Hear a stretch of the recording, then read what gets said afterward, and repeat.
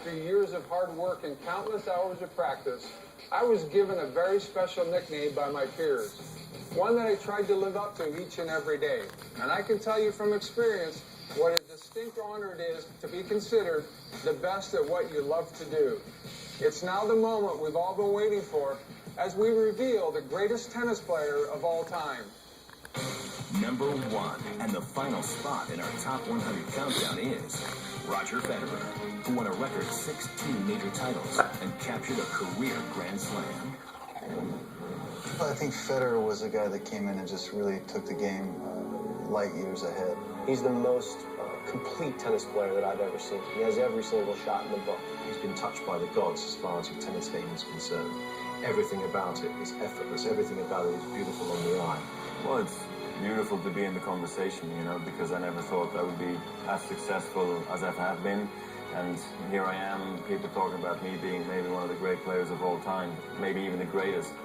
To me, he's the best that's ever played the game. What Federer did on the court was remarkable. He had everything that Pete had, plus some. You know, there was never a place to go to out there where you were safe. He does things with grace, he does it with class, and he does it with incredible efficiency. And it'd be hard to imagine this game finding someone better than him going forward. Hard to believe that he could continually do it. He respected the game so much that he played his best tennis all the time.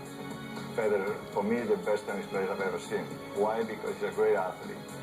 He feels the game great. He's got as good a feel for the game as anybody. Roger he's got all the shots. He's got an amazing variety. It's just fun to watch, you know. He just sort of picks people apart. I think Roger, because he's won more Grand Slams.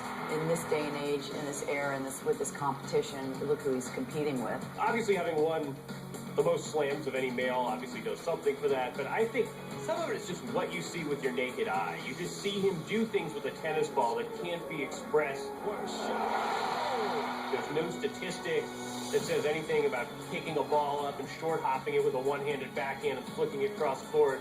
You just watch Roger Federer, and I can't escape the fact that I don't think anyone has played the sport better. That is insane tennis. In my opinion, it's not an opinion, it's a fact, he's the most successful player of all time. Is Federer the best? I say, yeah, he's the best of his generation. Everybody's got their own opinion, certainly, but his record has certainly been one that is going to be tough to beat. There's a lot of guys now trying to catch up. Nadal, number 1, but his game was very fluid and very elegant. The way he moves around the court, his speed, his agility, he can mix up his shots. When it comes to numbers, you got to give it to Roger. To have won 16 majors, the record. He's won the French. He's been number 1 for 3, 4, 5 years in a row. He's the best of the history, and well, the best of the history on grass too. If you were going to knock down Federer, the first bit of evidence you trot out is his record against Nadal. No question. I've heard that argument, and it's a somewhat valid argument. If you have to beat your rival. You know, it cuts against him. There's no disputing that. But I think that doesn't disqualify him. I think if you look at the fact that the majority of those matches have been on clay, Nadal's probably his best surface, Federer's worst surface. You know, the French Open was a tough ask for him. But, you know, it was only so because of Nadal, which was not the case of another guy in that conversation, Pete Sampras. You know, Pete Sampras couldn't beat anybody at the French Open practically.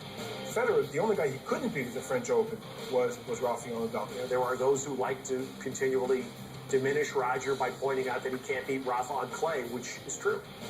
Who has?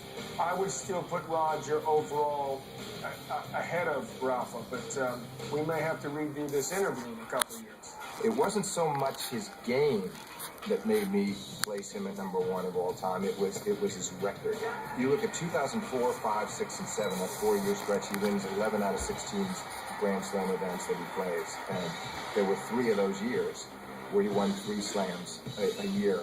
That's very difficult to do. Well, I just think the consistency I was able to show for such a long time to stay at the highest of levels. In 2003, I cracked the top 5 in the world, and ever since I've been there. So I think that's, for me, a great achievement. He's a great player, and he's got all these records, but I feel like he has to figure out how to beat these guys. But 16 majors, that's pretty impressive.